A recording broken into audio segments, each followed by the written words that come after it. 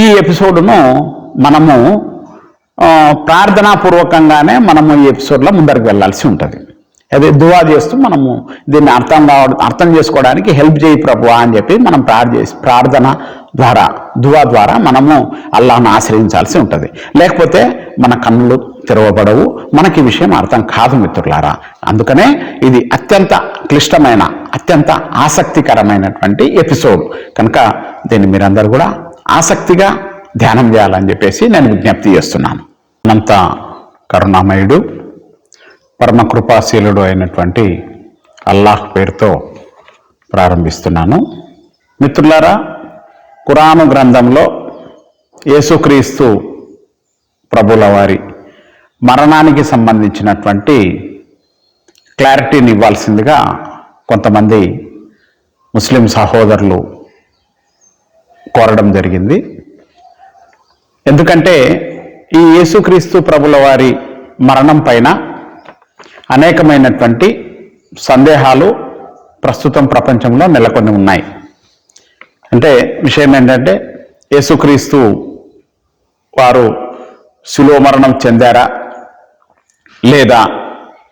లేక శిలువ మరణం అనేది చూడకుండానే ఆయనను పరిశుద్ధాత్మ దేవుడైనటువంటి అల్లాహ్ పైకెత్తుకున్నాడా అనేటువంటి కన్ఫ్యూజను ప్రస్తుతం ప్రపంచంలో ఉంది. ఈ యొక్క కన్ఫ్యూజన్ను నివృత్తి చేయవలసిందిగా కొంతమంది ముస్లిం సహోదరులు మన దృష్టికి తీసుకొని రావడం జరిగింది. ముందుగా మనకి శిలువ మరణానికి సంబంధించినటువంటి ప్రధానమైనటువంటి ఆయత ఎక్కడుంది అనే విషయాన్ని గనక మనం చూసినట్లయితే, చూడండి మిత్రులారా, అన్నిషా సూరాలో 156 నుంచి 159 వచనాలను మనము పరిశీలించాలి. ఆ తర్వాత దీనికి రిలేటెడ్గా ఉండేటువంటి, అంటే దీనికి అనుబంధంగా, అంటే యేసుక్రీస్తుల వారి మరణానికి సంబంధించి అనుబంధంగా ఉండేటువంటి వచనాలన్నింటినీ కూడా మనం పరిగణలోనికి తీసుకొని ధ్యానం చేస్తే దీనికి మనకు స్పష్టమైనటువంటి ఆన్సర్ వస్తుంది మిత్రులారా. చూడండి, ఇప్పుడు మనము అన్నిషా సూరాలో 156 నుంచి 159 వరకు చదువుతున్నాను. వారు తిరస్కారానికి పాల్పడడం వల్ల, మరియం పైన ఘోరమైన అపనిందను మోపడం వలన, ఇంకా మరియం పుత్రుడగు దైవ ప్రవక్త ఈసాను మేము హతమార్చాము అని అనటం వల్ల, నిజానికి వారు ఆయనను చంపలేదు, శిలువపైకి ఎక్కించను లేదు. ఈసా విషయంలో విభేదించిన వారు ఆయన వ్యవహారంలో సందేహానికి లోనయ్యారు. అసలు వారు ఆయన్ని చంపలేదని అంచనాలను అనుసరించడం తప్ప వారికి ఈ విషయంలో ఖచ్చితంగా ఏమీ తెలియదు. పైగా అల్లాహ్ ఆయన్ని తన వైపు ఎత్తుకున్నాడు. అల్లాహ్ సర్వాధికుడు, మహావివేకి. గ్రంథవహులలో ఏ ఒక్కడు ఈసాను అతని మరణానికి ముందు విశ్వసించకుండా మిగలడు. ప్రళయ దినాన ఆయన వారిపై సాక్షిగా ఉంటాడు. వారు తిరస్కారానికి పాల్పడడం వల్ల, మరియం పైన ఘోరమైన అపనిందను మోపడం వలన. ఎవరు తిరస్కారానికి పాల్పడినారు, ఎవరు మరియమ్మ పైన ఘోరమైన అపనిందను వేశారు అని అంటే ఇజ్రాయేలు ప్రజలు. ఇది మనకు ఖురాన్ గ్రంథం మీద అవగాహన ఉన్నటువంటి వాళ్ళందరూ కూడా యేసుక్రీస్తు ప్రభుల వారు ఆయన ఈ భూలోకంలో ఆయన ప్రవక్తగా పంపబడినటువంటి సమయంలో, నరావతారిగా ఈ భూమి మీద జీవించిన సమయంలో ఆయన ఇజ్రాయేల్ ప్రజల మధ్యన మరియమ్మకు జన్మించడం జరిగింది. ఆ మరియమ్మ పైన వాళ్ళు నిందను మోపారు. ఎవరు? ఇజ్రాయేలు ప్రజలు నిందన మోపడం జరిగింది. అంటే తండ్రి లేకుండా పుట్టినాడు అనేటువంటి నిందన మోపడం జరిగింది. అదేవిధంగా వాళ్ళు యేసుక్రీస్తు ప్రభుల వారిని కూడా తిరస్కరించడం అనేటువంటిది జరిగింది. ఇంకా మరియం పుత్రుడగు దైవ ప్రవక్త ఈసాను మేము హతమార్చాము అని అనటం వల్ల ఇంకేమన్నారు వాళ్ళు అంటే, మరియమ్మ కుమారుడైనటువంటి యేసుక్రీస్తును మేము హతమార్చినము, మేము చంపేసినాము అనేటువంటి వాటను వాళ్ళు మాట్లాడడం జరిగింది. ఎవరు? ఇశ్రాయేలు ప్రజల్లో ఒక వర్గము, కొంతమందికి సంబంధించినటువంటి ఒక సమూహము ఈ మాటను మాట్లాడడం జరిగింది.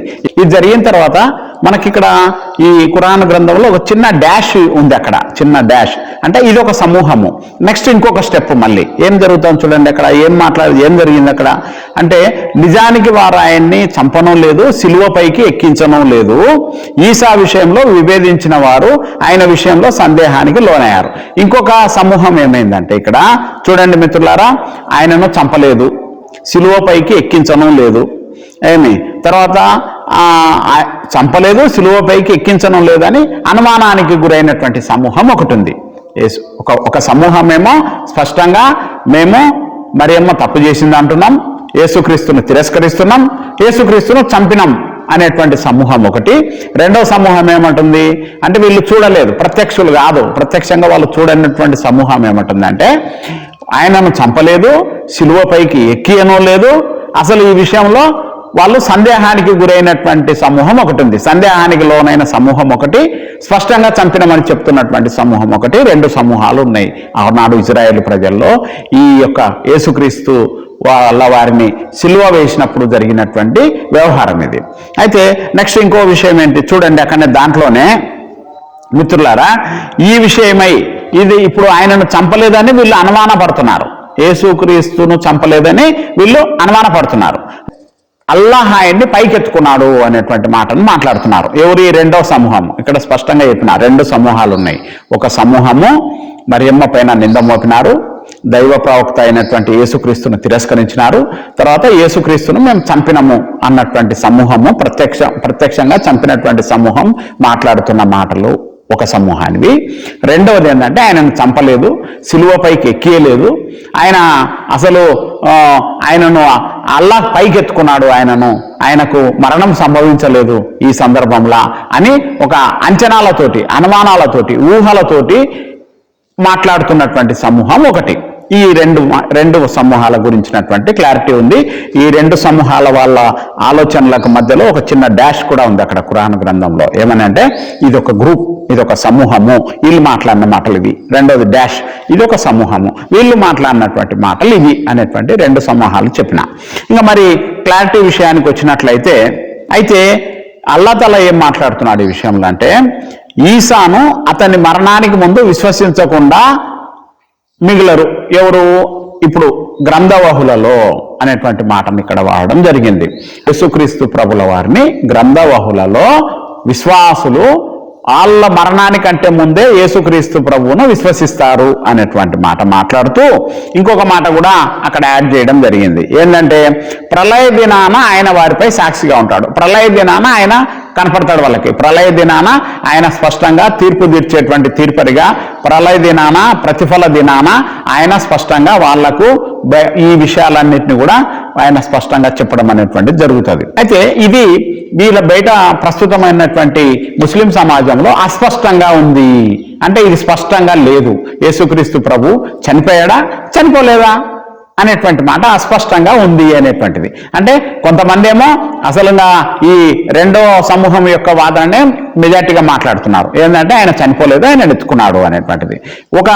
ఇప్పుడు ఒక సమూహము కొద్దిగా మంది మాట్లాడినా దానికి ఆధారాలు, స్పష్టమైన ఆధారాలను వాళ్ళు గుర్తించలేక వాళ్ళు కన్ఫ్యూజన్లో ఉండి వాళ్ళు సైలెంట్గా ఉన్నారు మిత్రులారా. ఇప్పుడు మనము ఒక నిజాన్ని అనేటువంటిది మనం తేల్చవలసినటువంటి అవసరం ఉంది. ఏది? ఖురాన్ గ్రంథంలోని లేఖనాల ఆధారంగానే ఈ నిజాన్ని అనేటువంటిది మనం రాబట్టవలసినటువంటి అవసరం ఉంది. ఈ నిజాన్ని మనము సమాజానికి చెప్పవలసిన అవసరం ఉంది. ఇది అల్లాహ్ తఆలా మాకిచ్చినటువంటి ప్రత్యక్షత మేరకు, అల్లాహ్ తఆలా నాకు బయలుపరిచినటువంటి ప్రత్యక్షత మేరకే నేను చెప్తున్నాను తప్ప ఇందులో నా వ్యక్తిగత అభిప్రాయం లేదు. చూడండి, నిరూపించబోతున్నామండి. ఈ విషయాన్ని మనం నిరూపించబోతున్నాం ఇవాళ స్పష్టంగా. ఏంది? యేసుక్రీస్తు ప్రభుల వారు శిలువ మరణం చెందాడు అనేటువంటి విషయాన్ని నిరూపించబోతున్నాం మిత్రులారా. సూరా అల్ బకరా 30వ వచనాన్ని మనం చదువుకుందాం. 30 అల్ బకరా 30లో ఏముందంటే, మరియు నీ ప్రభు దేవదూతలతో వాస్తవంగా నేను భూమిలో ప్రతినిధిని చేయబోతున్నాను అని చెప్పినప్పుడు వారు, ఏమి నీవు భూమిలో కల్లోలం రేకెత్తించే వానిని మరియు రక్తం చిందించే వానిని నియమించబోతున్నావా?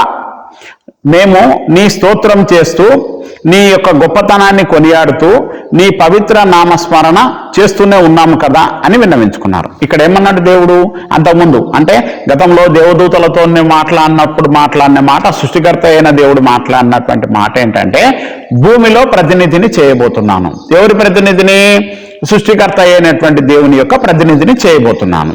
ఆయననే ఆరాధనకు అర్హుడు అనేటువంటి మాటను ఆయన దేవదూతలతో చెప్పినాడు. ఇదంతా ఇప్పుడు జరిగినటువంటి స్టోరీ కాదు, గతంలో ఎప్పుడో పూర్వము జరిగినటువంటిది. అసలు మానవ జాతి ఆవిర్భావం కంటే ముందు జరిగినటువంటిది, ఎప్పుడో జరిగినటువంటి ఎన్ని సంవత్సరాల కింద జరిగిందో మనకు అంత సుదీర్ఘంగా ఉన్నటువంటి వ్యవహారం ఇది. ఏమన్నాడు దేవదూతలతో? ప్రతినిధిని చేయబోతున్నాను. ఎక్కడ? భూమిలో ప్రతినిధిని. ఎవరి ప్రతినిధి? భూమిలో నా ప్రతినిధిని చేయబోతున్నాను, అతను ఆరాధనలకు అర్హుడు అనే మాట ఆయన అన్నాడు. ఎట్లా? వాళ్ళు ఏమన్నారు దేవదూతలు అంటే, నువ్వు ప్రభువా, నువ్వు భూమి మీద నీ ప్రతినిధిగా రక్తము చిందించేవాడిని నియమించబోతున్నావా? అది ఆరాధన. ఆయనను ఆరాధించవలసినటువంటి దానికోసము నువ్వు ఈ విధంగా చేయబోతున్నావా? నిన్ను ఆరాధించడానికి, నీ గొప్పతనాన్ని కొనియాడడానికి, నిన్ను ఒక స్తోత్రము చేయడానికి, నీ నామస్మరణ చేయడానికి మేమున్నాం కదా, మళ్ళీ నీ ప్రతినిధి ఎందుకు? ఆయన ఆరాధించడానికి మనుషులు ఎందుకు అనేటువంటిది వీళ్ళ ప్రశ్న. ఎవరి ప్రశ్న? దేవదూతల ప్రశ్న. ఆయన ఏమన్నాడంటే, నాకు తెలిసినటువంటి మీకు తెలియవు అనేటువంటి మాట. ఇక్కడ మిత్రులారా, రక్తము చిందించేవాణ్ణి అనేటువంటి పదాన్ని వాడడం జరిగింది. ఎవరు? దేవదూతలు. రక్తం చిందించేవాడిని నీ ప్రతినిధిగా నియమిస్తావా అని అడిగారు. నేనేమంటున్నాను, ఇక్కడ రక్తం చిందించడం అనేటువంటిది ఆయన ప్రతినిధి. ఇప్పుడు అల్లా తల చెప్పినాడంటే అది జరిగే తీరుతుంది కదా, రక్తం చిందించడం అనేటువంటిది జరిగే తీరుతుంది కదా. ఇప్పుడు మరి ఈ యొక్క వచనము ఎవరిని ఉద్దేశించింది? మీరు ఆలోచించాలని నేను విజ్ఞప్తి చేస్తున్నాను. రక్తం చిందించేటువంటి వాడు, ఆయన ప్రతినిధిగా భూమి మీద పుట్టినటువంటి వ్యక్తి, భూమి మీద ఆయన ప్రతినిధిగా వచ్చినటువంటి వ్యక్తి యేసుక్రీస్తు ప్రభుల వారే. ఆయనే రక్తం చిందించినటువంటి దేవుడు. ఆయన గురించి మాట్లాడినటువంటి మాటలు ఇది మిత్రులారా. మరియం సూర 31, 33, 34 వచనాలను మనం చూసినట్లయితే అక్కడ యేసు ప్రభుల వారి మాటలు ఉన్నాయి.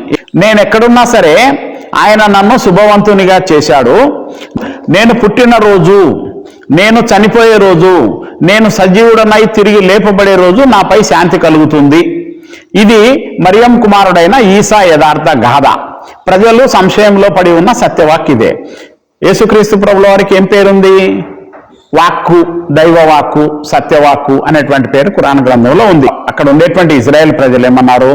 ఓ హరూన్ కుమార్తె, ఓ మరియం, నీ తల్లిదండ్రులు మంచోళ్లే కదా, నువ్వెందుకు ఇట్లా తప్పు చేసినావు, నువ్వెందుకు ఇట్లా చేసినావు అని పసిబిడ్డను ఆమె ఎత్తుకొని వచ్చినప్పుడు ఈ ఇజ్రాయేల్ ప్రజలు ఆమెను క్వశ్చన్ చేయడం జరిగింది.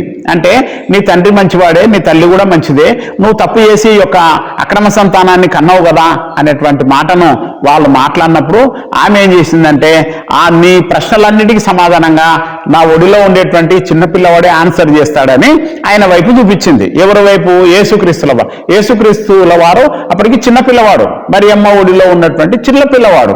ఆ పిల్లవాడు వెంటనే నోరు తెరిచి ఈ మాటలు మాట్లాడినాడు. ఏ మాటలు మాట్లాడినారు? నేనెక్కడున్నా సరే ఆయన నన్ను శుభవంతునిగా చేశాడు. యేసుక్రీస్తుల వారి మాట. రెండో మాట ఏంటి? నేను జీవించి ఉన్నంత కాలము నమాజు జకాతులకు కట్టుబడి ఉండమని ఆదేశించాడు. మూడో మాట ఏంటి? నేను పుట్టిన రోజు, నేను చనిపోయే రోజు, నేను సజీవుడనై తిరిగి లేపబడే రోజు.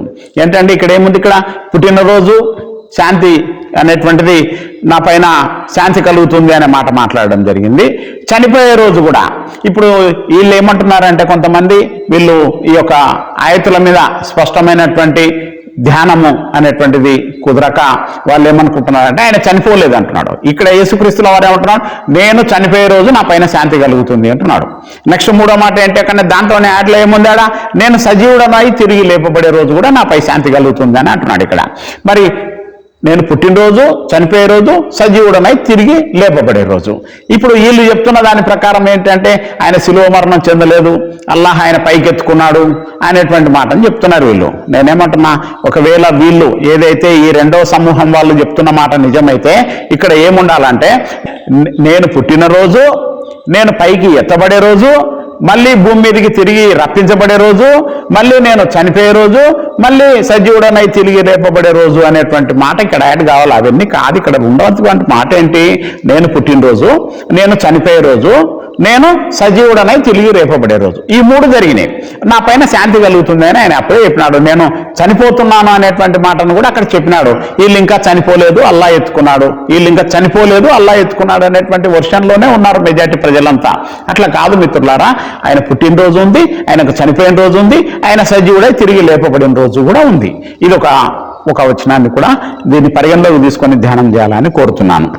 ఆలి ఇమ్రాన్ 55లో అప్పుడు అల్లాహ్ ఇలా అన్నాడు, ఓ ఈసా, నేను నిన్ను పూర్తిగా తీసుకుంటాను, నిన్ను నా వైపుకు లేపుకుంటాను, అవిశ్వాసుల బారి నుండి నిన్ను పరిశుద్ధినిగా చేస్తాను, నిన్ను అనుసరించిన వారిని ప్రళయ దినం వరకు అవిశ్వాసులపై పై చేయిగా ఉంచుతాను, ఆ తర్వాత మీరంతా మరలి రావాల్సింది మా వద్దకే, అప్పుడు నేను మీ మధ్య ఉన్న పరస్పర విభేదాలపై తీర్పు చేస్తాను. ఇక్కడ ఏమంటున్నాడు, ఓ ఈసా, ఏమంటే వీళ్ళందరూ కుట్రవన్నీ ఆయనను చంపాలనుకుంటున్నటువంటి విషయము ఈ యొక్క యేసుక్రీస్తు ప్రభుల వారితో అల్లాహ్ మాట్లాడుతున్నటువంటి మాట ఏంటంటే, ఇక్కడ ఓ ఈసా, పరిశుద్ధాత్మ దేవుడైనటువంటి అల్లాహ్ మాట్లాడిన మాటలు ఏంటంటే, ఓ ఈసా, నేను నిన్ను తీసుకుంటాను, నేను నా వైపుకు నిన్ను లేపుకుంటాను, నా వైపుకు ఎత్తుకుంటాను, అవిశ్వాసాల బారి నుండి నిన్ను పరిశుద్ధునిగా చేస్తాను, తర్వాత నిన్ను అనుసరించిన వారిని ప్రళయ దినం వరకు అవిశ్వాసులపై పై చేయిగా ఉంచుతాను అంటున్నాం.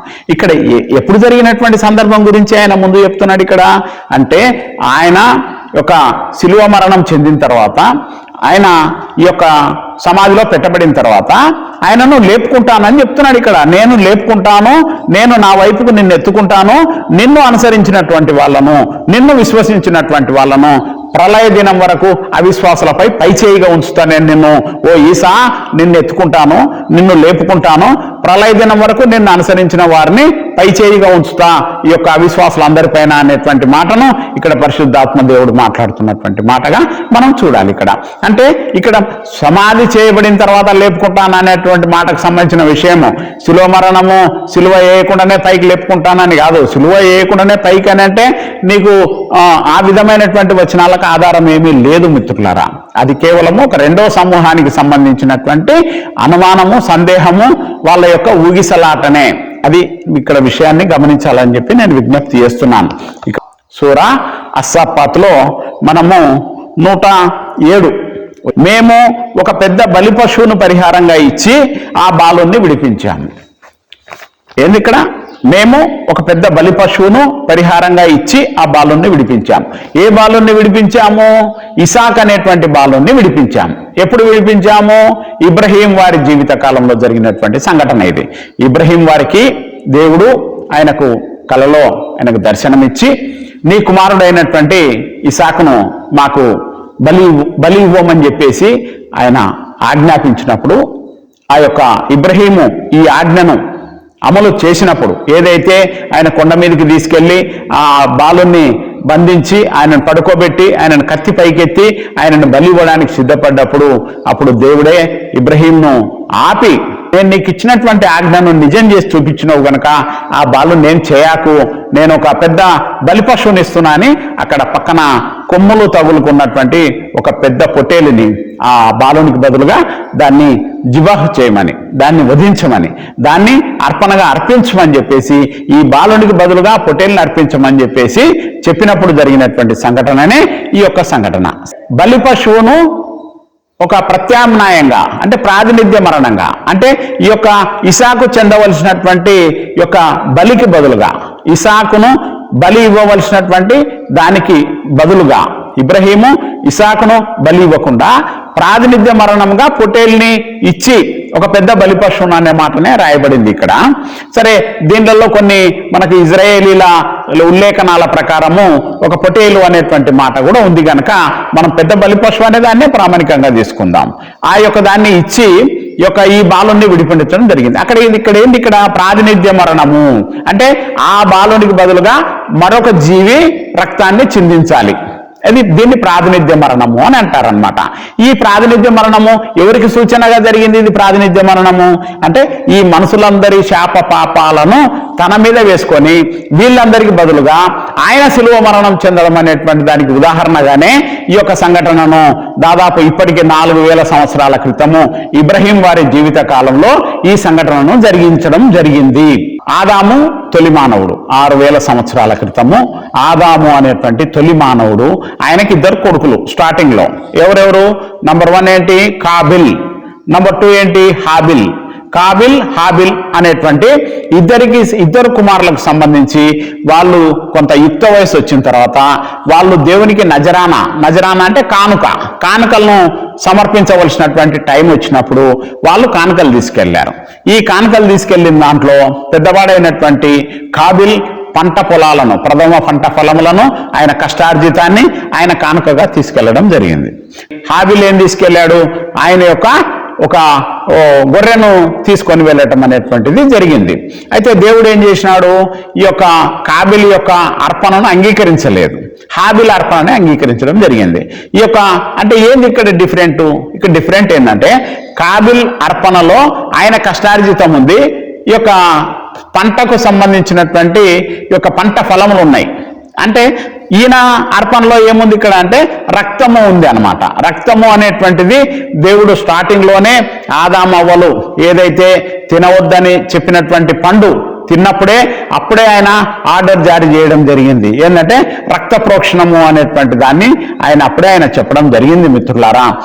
దానికి సూచనగా ఇక్కడ జరిగినటువంటి మ్యాటర్ ఏంటంటే హాబిల్ యొక్క అర్పణను అంగీకరించాడు ఆయన. ఎందుకంటే హాబిల్ తెచ్చిన అర్పణలో రక్తం ఉంది, అంటే రక్త ప్రోక్షణం జరిగితే ఈ యొక్క సమస్య పరిష్కారం అవుతుంది. అంటే ఆయన గుర్తుపట్టినాడు ఏంటంటే దేవునికి మన కష్టార్జితం కంటే ఆయన యొక్క చేసినటువంటి యొక్క సూచన మేరకు మనం బ్రతకడం అనేటువంటిది ఇంపార్టెంట్ అనేటువంటి మాటను హాబిల్ గుర్తుపట్టినాడు.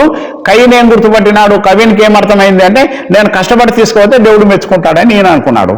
నువ్వు కష్టపడితే నేను కష్టపడితే కాదు, ఇక్కడ దేవుడు చెప్పిన ఆజ్ఞ ప్రకారము, దేవుడు చెప్పినటువంటి ఉద్దేశాల ప్రకారము మన జీవితాలను మనం క్రమబద్ధనం చేసుకుంటేనే దేవునికి ఇష్టమవుతుంది తప్ప నీ అంతకు నువ్వు ఊహించుకొని నీ అంతకు నువ్వు ముందరికి పోయి దేవునికి నేను మెప్పించగలనని అనుకోవడము అది కష్టము, అది అసాధ్యం కూడా మిత్రులారా. అందుకే కాబిల్ అర్పణను తిరస్కరించడం జరిగింది. అంటే తిరస్కరించడం అంటే మంచి పని చెయ్యి, ఇంకా బాగా ఆలోచించి మంచి జ్ఞానంతో వ్యవహరించని చెప్పడం జరిగింది.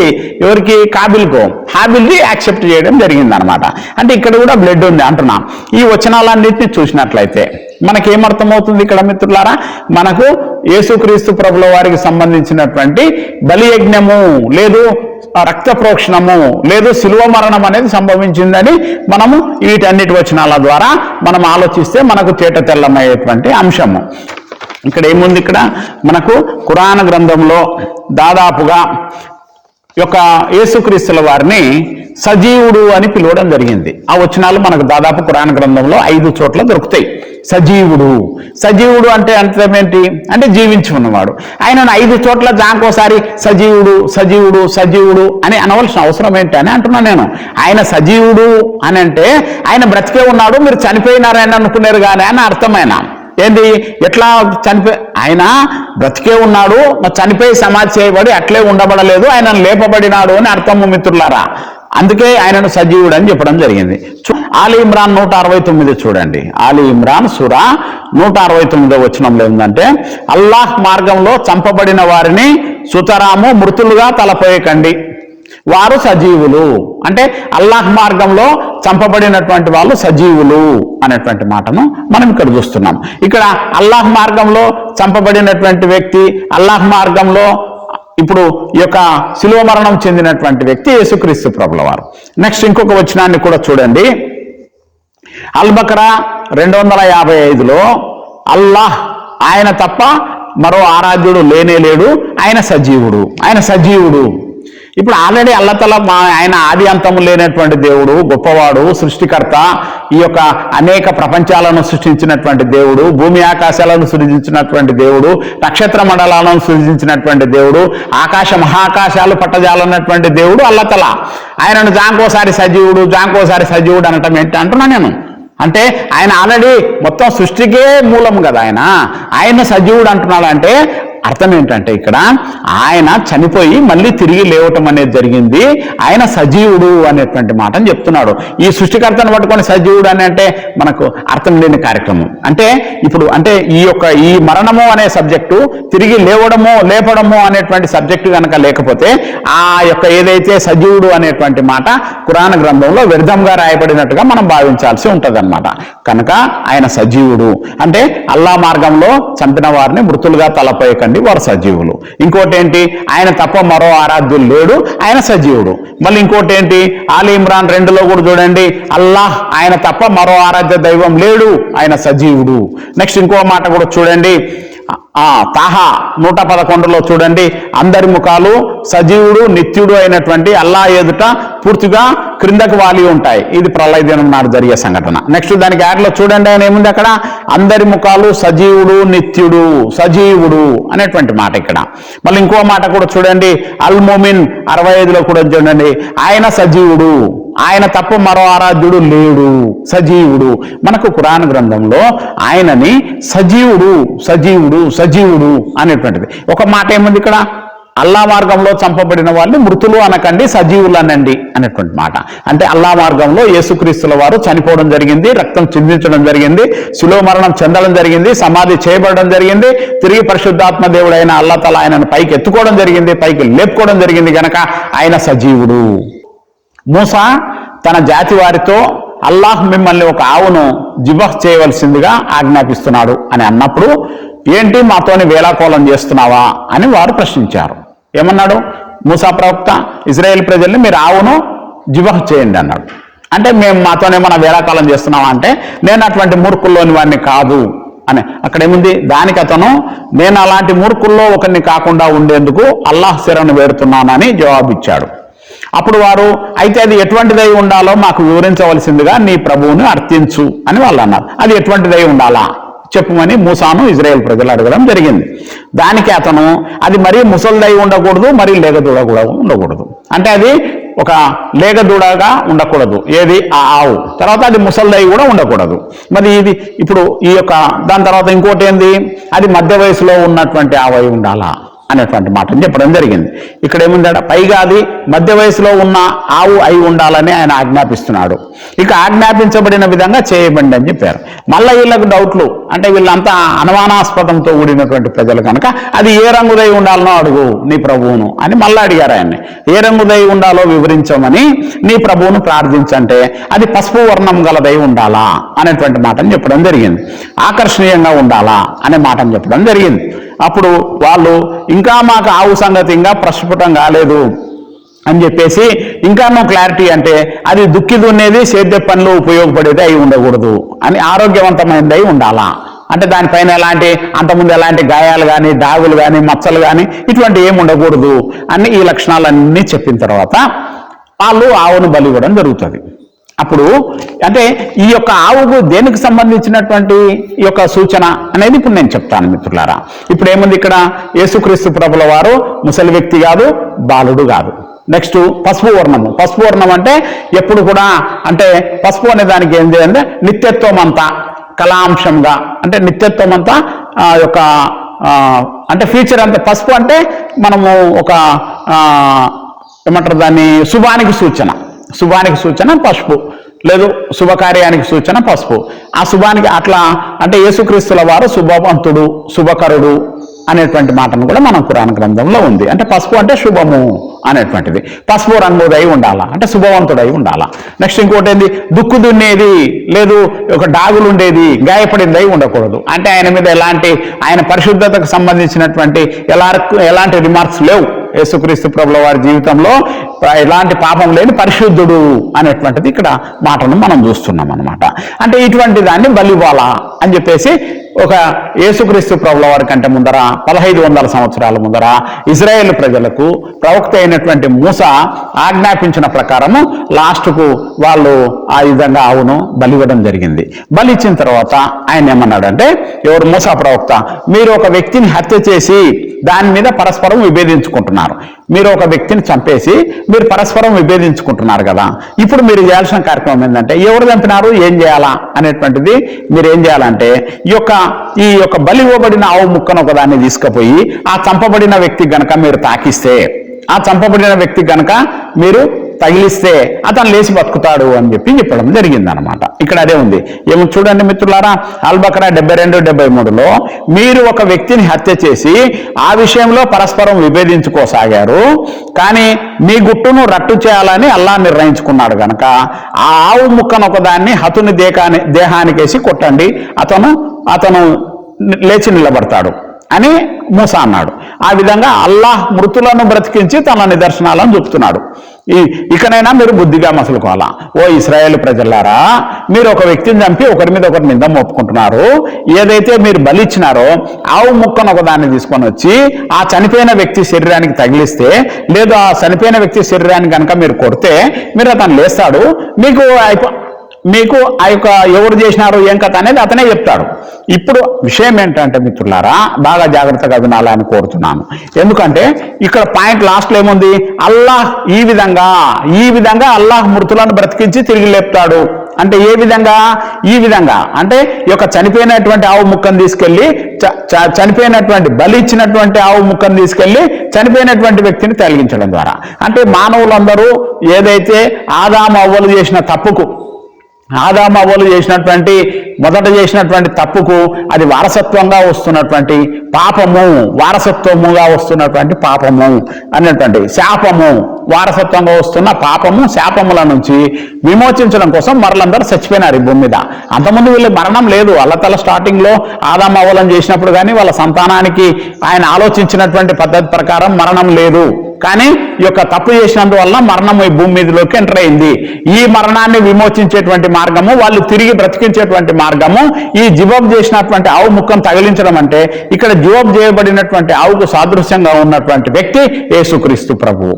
ఈ యేసుక్రీస్తు ప్రభు యొక్క మరణాన్ని వాళ్ళకు తగిలేయాలి. ఎవరు చనిపోయినటువంటి ప్రజలకు యేసుక్రీస్తు ప్రభు యొక్క మరణాన్ని వాళ్ళకు విశ్లేషిస్తే, వాళ్ళు గనక ఆ మరణాన్ని విశ్వసిస్తే, మా కోసము ఇది బలి చేయబడింది అని ఆవును ఏ విధంగా, ఈ చనిపోయిన వ్యక్తి కోసం ఆవును బలి చేయబడింది అనేది ఏ విధంగా అయితే మనం చెప్పుకుంటున్నామో, ఇదిగో మా కోసము యేసుక్రీస్తు ప్రభువు వారు బలైనారు అనేటువంటి జిబహ్ చేయబడినాడు అనేటువంటి విషయాలు వాళ్ళు గనక విశ్వసించగలిగితే వాళ్ళు మళ్ళీ పునర్జీవితులు అవుతారు అనేటువంటి విషయాన్ని మనం ఇక్కడ పరోక్షంగా చెప్పడం జరిగింది.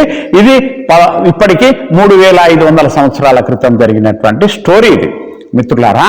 ఈ వచనాలన్నీ ఏం చెప్తున్నాయి మనకు అల్-బకరా 30లో చూస్తేనేమో రక్తం చిందించేవాడిని నా ప్రతినిధిగా భూమిలో నేను సృష్టించబోతున్నాను, ఆయనను ప్రజలందరూ ఆరాధించాలి. ఓకే, ఎవరిని, ఎందుకు? మేమున్నాం కదా అంటే నాకు తెలిసినట్టు మీకు తెలవు. నెక్స్ట్ క్వశ్చన్ ఏంటి? నేను పుట్టినరోజు, చనిపోయే రోజు, తిరిగి లేపబడే రోజు శాంతి కలుగుతుంది నా పైన.